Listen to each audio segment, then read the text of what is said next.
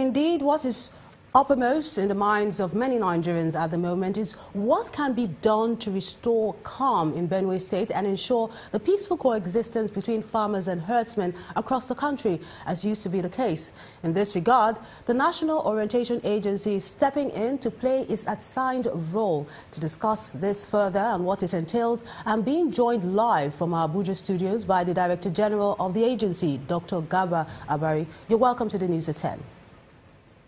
Thank you very much. Good evening.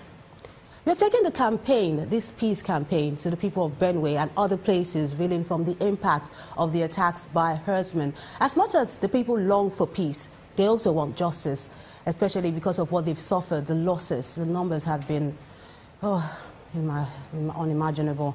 But how can you balance this with what the campaign you're pushing for? Thank you very much. I think you have actually hit the nail on the head. The issue is that of justice, social justice, and without which no society actually will live in peace.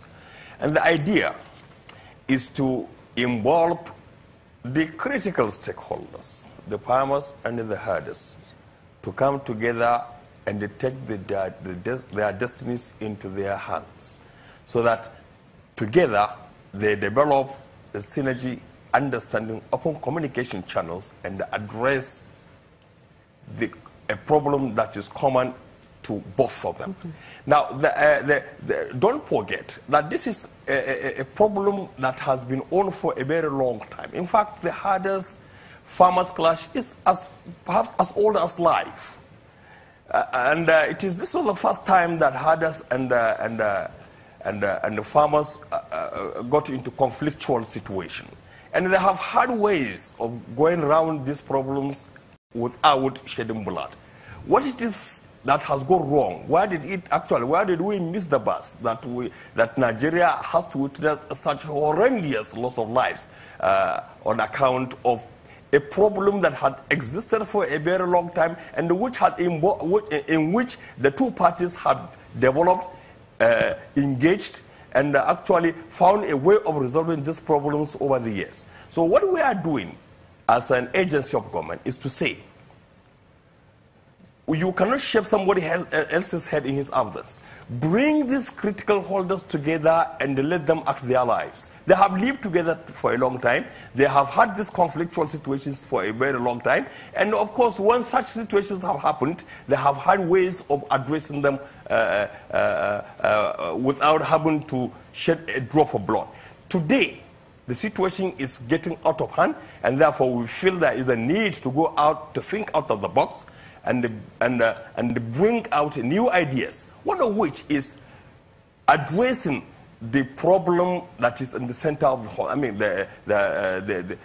the center of the conflict, the green grass. How do we share the green grass? How do these people actually get together, mutually agree? And in doing this, we are saying that you will bring the actors together so that they act their lives, so that they tell their narrative, so that they also tell their stories. But it is not every time that one conflict arises that you have to apply military strategy to address it. But Dr. Abari, don't you think your agency is putting the cart before the horse? Reorientation should have come first and a long time ago, especially at the beginning of the clashes between the farmers and the herdsmen.